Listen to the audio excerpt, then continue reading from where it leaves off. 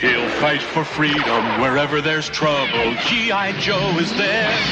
It's here, the G.I. Joe collection. Infantry trooper. Codename Grunt. Bazooka soldier. Codename Zap. Mortar soldier. Codename Short Fuse. Laser rifle trooper. Codename Flash. Ranger. Codename Stalker. Communications officer. Codename Breaker. Machine gunner. Codename Rock and Roll. Counterintelligence. Codename Scarlet. Commando. Codename Snake Eyes. Each sold separately. G.I. Joe from Hasbro.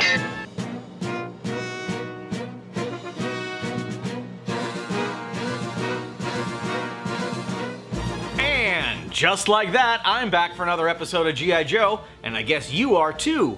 Ladies and gentlemen, I welcome you back. If you're new here, please like, share, and subscribe. And if you've been here before and you haven't subscribed yet, I'd really appreciate you doing so. So, no further delay, let's get right into it. This is episode 3 of G.I. Joe, the M.A.S.S device.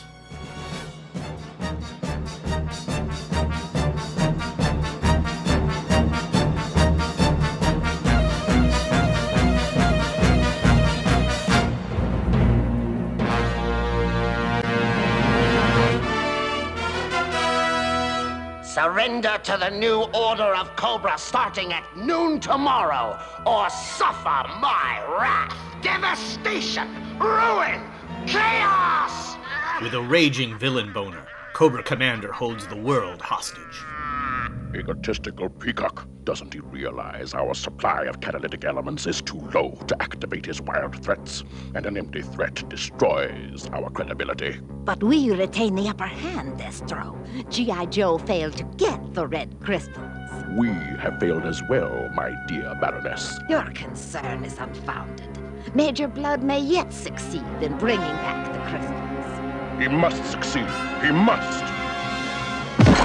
Haven't you programmed the repair module yet? If we're not out of here before nightfall, we could freeze to death. Ready now, sir. Using robots that are in no way stolen from Star Wars, in a situation that is no way stolen from The Empire Strikes Back, Major Blood moves against any possible enemy survivors. This allows Snake Eyes to escape. Look! There was someone alive in there! Hold your fire! Poor devil. He's a walking time bomb. Let him go! He'll die soon enough! Yes, very humane. And incompetent. Think back, Duke. There is a picture there, Duke. Look at it. Describe it. You are in the Cobra hideout. Focus. Meanwhile, Duke struggles to remember his dirtiest fetish. I mean, where he was held captive by Cobra. Danger. And that's all I remember.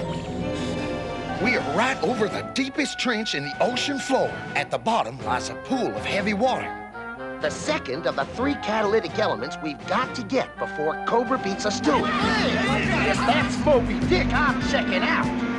Introducing G.I. Joe SEAL Operative, codename Torpedo, a clearly beloved member of the team. Hey, what's happening, landlubbers?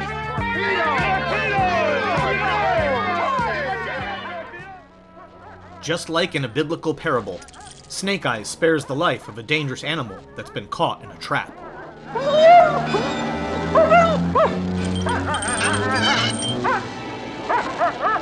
Get used to this wolf. He's gonna be around, and we will come to know him as Timber.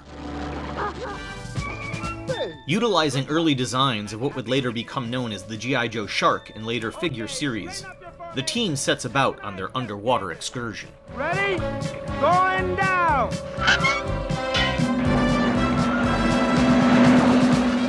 Hang on to hip here, guys. We're going where few have gone, and fewer still have ever returned. Yahoo!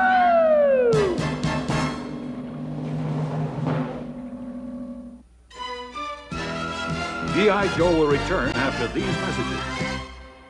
G.I. Joe Marine, codename Gung Ho, file name Lafitte Etienne R. Primary military specialty Recondo. Secondary military specialty Jungle Warfare Training Instructor. Birthplace Fer de Lance, Louisiana. Grade E7, Sergeant. Born into a large back swamp Cajun clan, Gung Ho moved to New Orleans and won a reputation as a bare-knuckle brawler and knife fighter to be reckoned with. Joined the Marines at 18 and graduated top of class from boot camp at Parris Island. Attended Airborne School, Recondo School, and Marine Ordnance School. Qualified expert, all NATO infantry small arms and most Warsaw Pact infantry weapons. XM-76 grenade launcher. As fellow team member Zap says, all Marines are crazy, but gung-ho is the hairiest, scariest, craziest jarhead that ever scratched, kicked, and bit his way out of that hole in the swamp they call Parris Island. G.I. Joe helicopter pilot, codename Wild Bill, file name Hardy William S. Primary military specialty, helicopter pilot. Secondary military specialty, fixed wing pilot, aircraft armorer. Birthplace, Brady, Texas. Grade, CW-4, Chief Warrant Officer. Hardy served as combat infantryman and participated in long-range reconnaissance patrol operations during East Asian debacle. Re-enlisted for Flight Warrant Officer School and has since remained in service. Specialized training, classified. Qualified expert, M1191A auto pistol. Prefers single-action .45 long Colt revolvers. XM16 attack rifle. Amiable, slow-talking. Fancies himself a country western singer. Totally honest in personal dealings, but not beyond spinning a tall tale for the amusement of comrades. G.I. Joe Medic, codename Doc, file name Greer, Carl W. Primary military specialty, medical doctor. Secondary military specialty, chaplain's assistant. Birthplace, Concord, Massachusetts. Grade, 03, captain. Graduated from Harvard Medical School. Completed residency at Johns Hopkins. Hope for guarantee of a G.I. Joe assignment upon enlistment. Told flatly the Army made no such deals. Doc enlisted anyways, and achieved his goal through ordinary channels. Graduated Airborne School, Mountaineering School, and Desert Training Unit. Despite believing in the G.I. Joe cause, Doc is ironically an avowed pacifist. Now, back to G.I. Joe.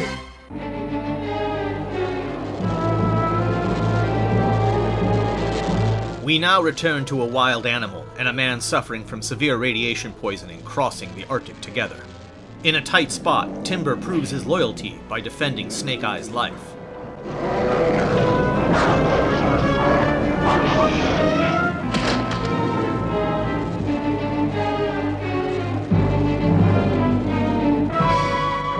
When all hope is lost, our heroes are rescued by a mysterious stranger in the mountains. Truly, mythic-level shit.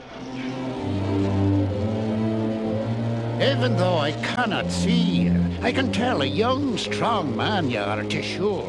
But what you are doing in these bleak hills, I do not know. But you will surely freeze to death if you're not given shelter. Your crystals, Destro. Mission accomplished. Excellent, Major Blood.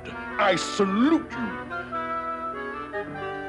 Now we lack but 2 of the precious elements which will make us invincible. Only the G.I. Joe team stands against us. But if we can get the remaining elements before they get them, there'll be no stopping us. The planet will be ours. Everyone keeping up with this shit? Good, here we go. And so the race is on to the deepest point at the bottom of the ocean. Those odd columns. I've seen them before. So have I. In a nightmare. I've got it. They look like giant tube worms. Giant tube worms? Yeah! Hey, do your worm worrying later. Right now, activate your pressure suits. Let's find that heavy water and get out of here. Looks like a pretty bad neighborhood. Oh, I wouldn't say that. See? No graffiti. In the most dramatic circumstances possible, G.I. Joe proceeds on to retrieve the heavy water they need. Cobra arrives to take them on. And of course, Baroness is driving the only pinkish-purple vehicle that looks like a boob. It was never released, thank God.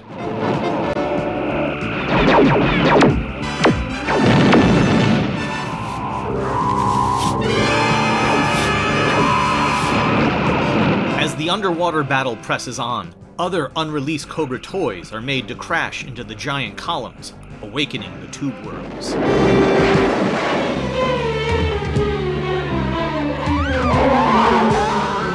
In light of the situation, the Joes and Cobras are forced to form a temporary truce. Commander of Cobra Forces, you, Baroness! We've got to work together if any of us are gonna get out of this.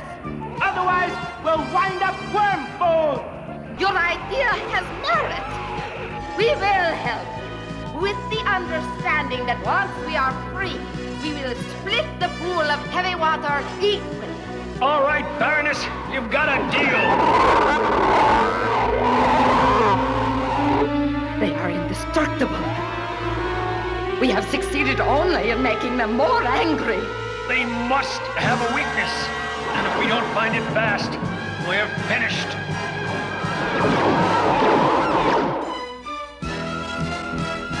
G.I. Joe will return after these messages.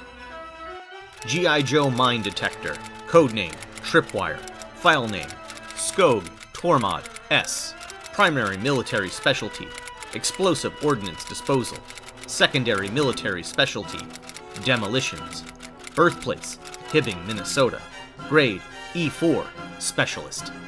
Tripwire dropped out of high school at a naval base in Yakasuku, Japan. Father is career Navy. Spent 2 years in a Zen monastery pondering the meaning of life. Expelled for breaking too many dishes and spilling every conceivable liquid. Joined the army at 19 and received spiritual awakening on the grenade range. Proficient with all NATO and Warsaw Pact explosives, detonators, ignition igniters, and blasting machines. Qualified expert, M1911A auto pistol. Tripwire freaks people out. He's always clumsy, jittery, and dropping things. Except when he's working with high-powered explosives. Explosives are the only thing that calm him down. G.I. Joe Laser Rifle Trooper, codename Flash, file name Gambello Anthony S, primary military specialty infantry, secondary military specialty electronics CBR, birthplace Lodi, California, grade B4. Flash is highly skilled in many aspects of electronic technology and is capable of equipment repair in the field. Specialized education, electronics school, chemical school, covert electronics, qualified expert, M16, M1911A1, XMLR-LA, shoulder laser rifle. Flash is methodical and persistent, has an innate and unshakable faith in the order of the universe. He's working on his master's degree in electronics engineering, night school.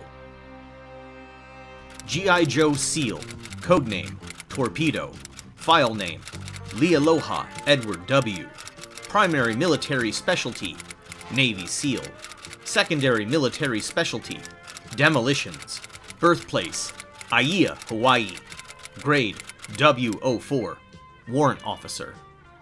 Torpedo was a scuba instructor prior to enlistment. Attained black belts in 3 martial arts by age 19. Wushu, Kenpo, and Guju Ryu.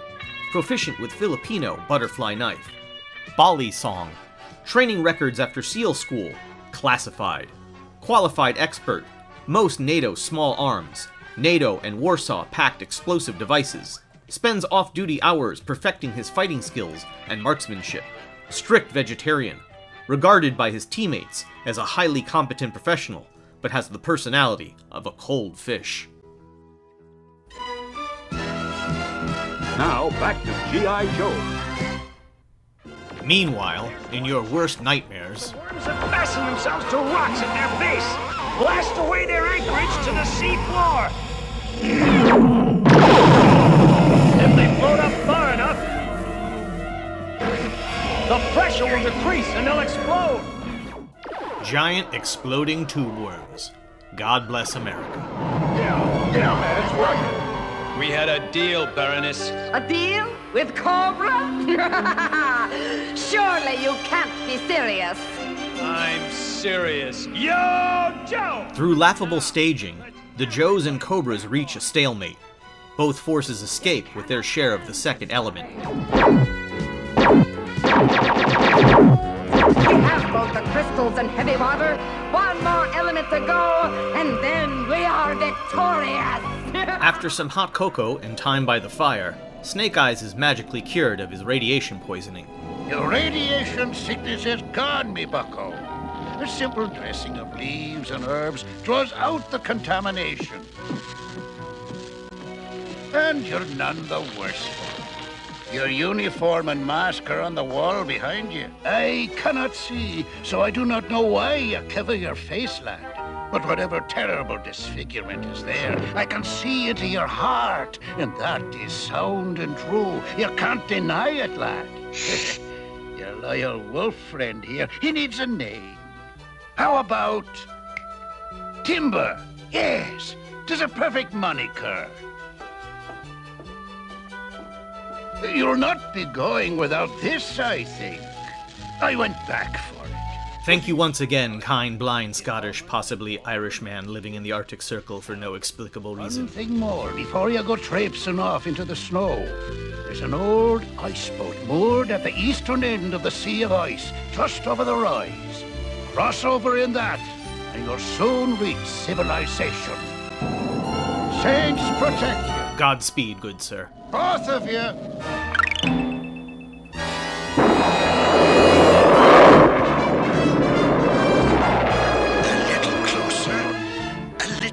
The Joes launch a weapon in order to stop the Cobra relay star. However, the Joe offensive is thwarted.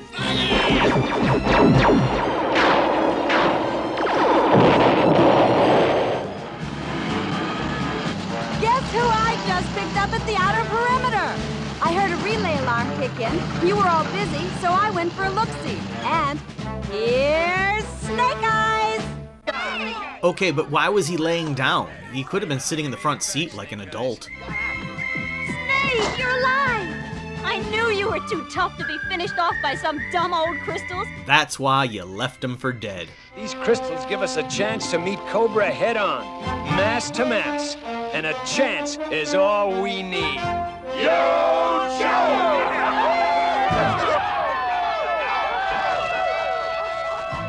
The episode needs to end on a cliffhanger, so naturally, bad things happen.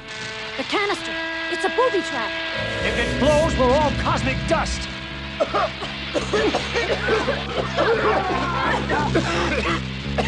The fumes!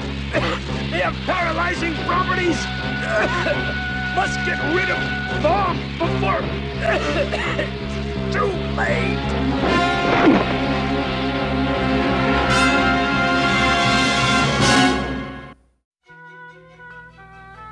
Okay, so I'm confused. Is it supposed to be a bomb that goes off and explodes? Or is it meant to be a booby trap that releases poison that suffocates you? Or is it a bomb that goes off and kills you, but when you figure out it's a bomb, it releases gas so you can't deactivate the bomb? Also, why would you not just make a bomb that goes off? Anyways, that was episode 3. In just a few short days, I'll be back with episode 4, Duel in the Devil's Cauldron. But in the meantime, I've included another video in this playlist pertaining to voice actor John Stephenson. John Stephenson does a lot of voices in G.I. Joe as well as Transformers, and a few that I didn't mention in my video is that in this mini-series, he is not just the voice of General Flag, and the voice of the woodsman in the mountain that helps Snake Eyes, but he's also my favorite character, the Cobra officer that brings Destro and Cobra Commander the pages of the script before they get to those pages in the script. So, with that, my friends, please like, share, and subscribe, and I'll be back with another video in just a few short days. Once again, that's episode 4, Duel in the Devil's Cauldron. I will see you then. In our next episode, New York trembles on the brink of destruction and Stalker agrees to surrender the G.I. Joe team, while Scarlet, Wild Bill, and Gung Ho fly into an erupting volcano and battle Cobra and Destro for the final element. We're gonna lift that sucker! This is Wilder and the Bronco with the cactus saddle! Cut the cables! Cobra! We're in big trouble! Eye in the sky, going high! Gung-Ho Joe is going low. G.I. Joe, American hero. G.I. Joe is there. Only Only with the final element do the Joes have a fighting chance, but it's a chance that may cost Scarlet her life. All in Duel in the Devil's Cauldron, our next exciting episode of G.I. Joe, a real American hero.